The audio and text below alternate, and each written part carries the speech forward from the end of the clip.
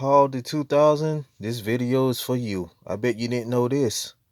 Tammi Terrell at 17 years old, she was James Brown's plaything and punching bag. Let's get into it.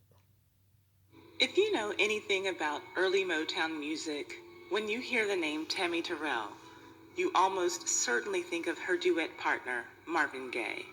But before she sang with him, she sang with another music legend, James Brown, as a backup singer with his touring band.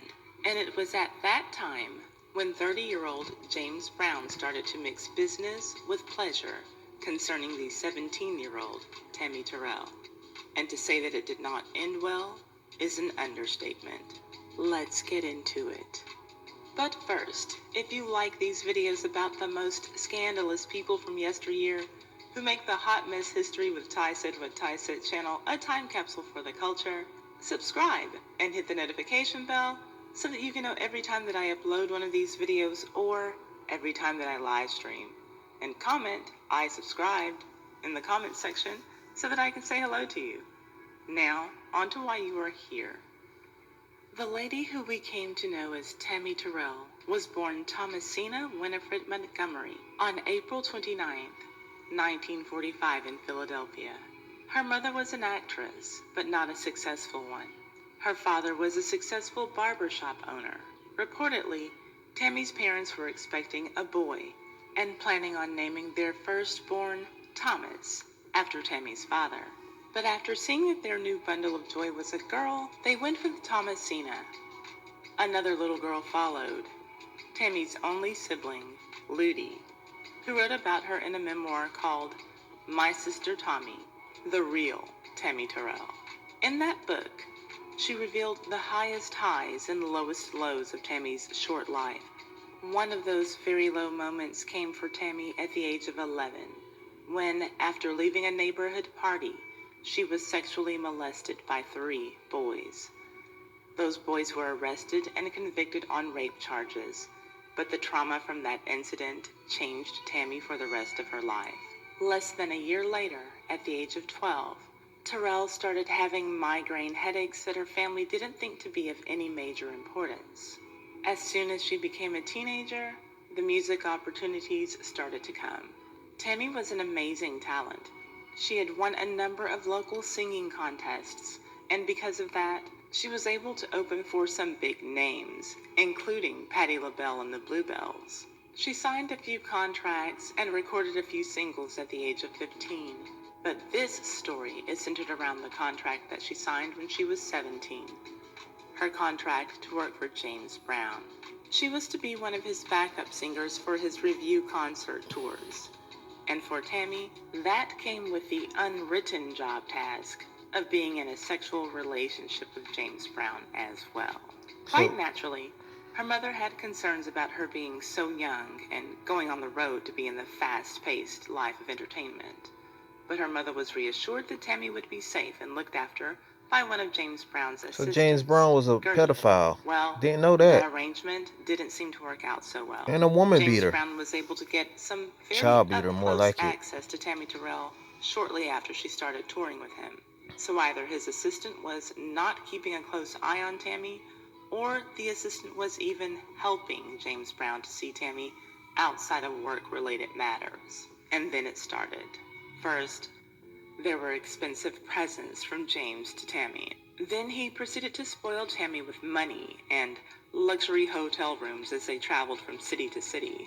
And it was during one of those times that James had put her up in one of those luxury hotel rooms that the infamous incident occurred that so many of you have asked me to discuss.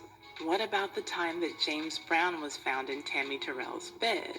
Well, that did happen, but not at her parents' house. So, according to Tammy's sister, Ludi, this is how it happened.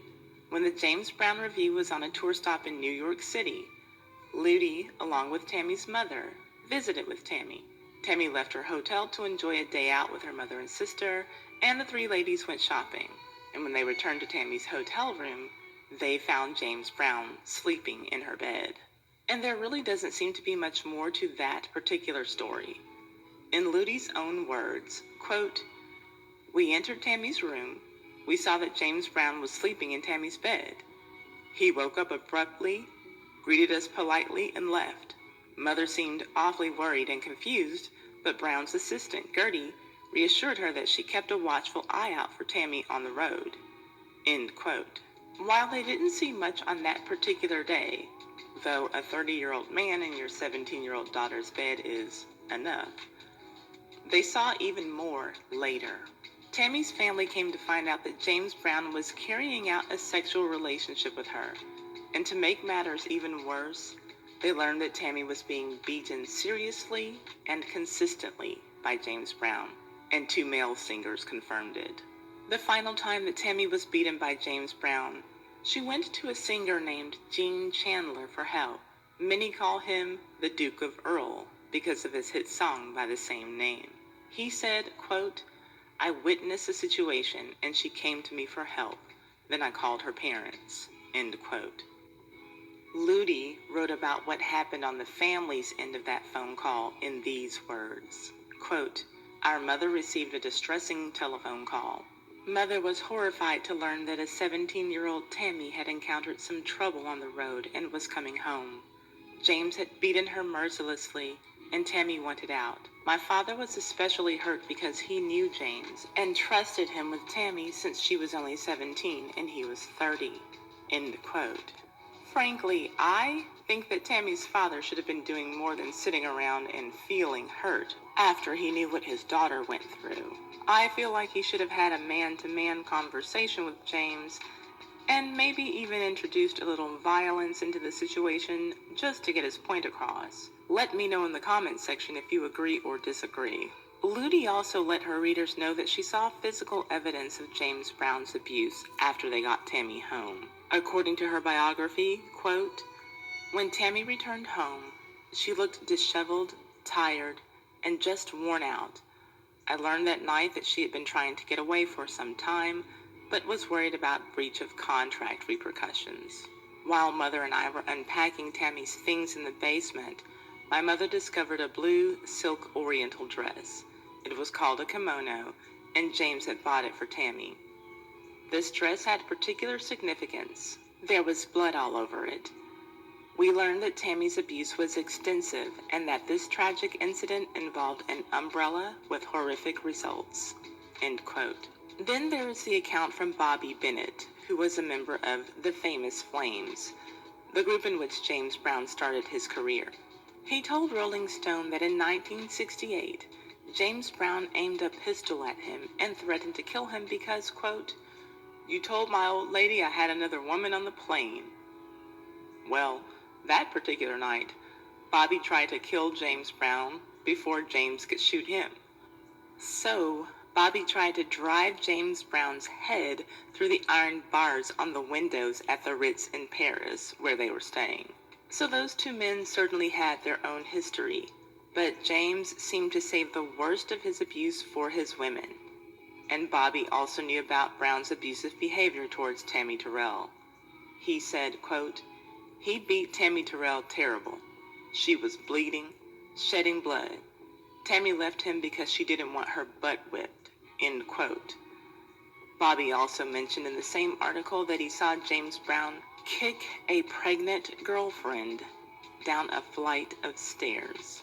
From the first time that James Brown hit Tammi Terrell, she would spend most of the rest of her life covering black eyes in public.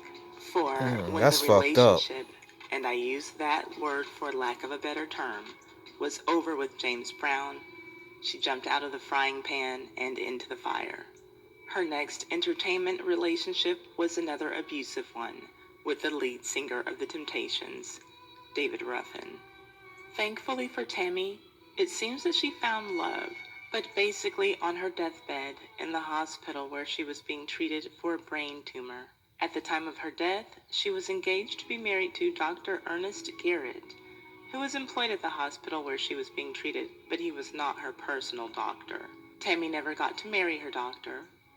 Her illness claimed her life on March 16, 1970, at the age of 24. Tammi Terrell was Damn, first she a died young young. girl, then a young woman, who was known to be sexually connected to grown men in the music industry. Ironically enough, The same can be said for the wife of her most famous duetting partner, Marvin Gaye.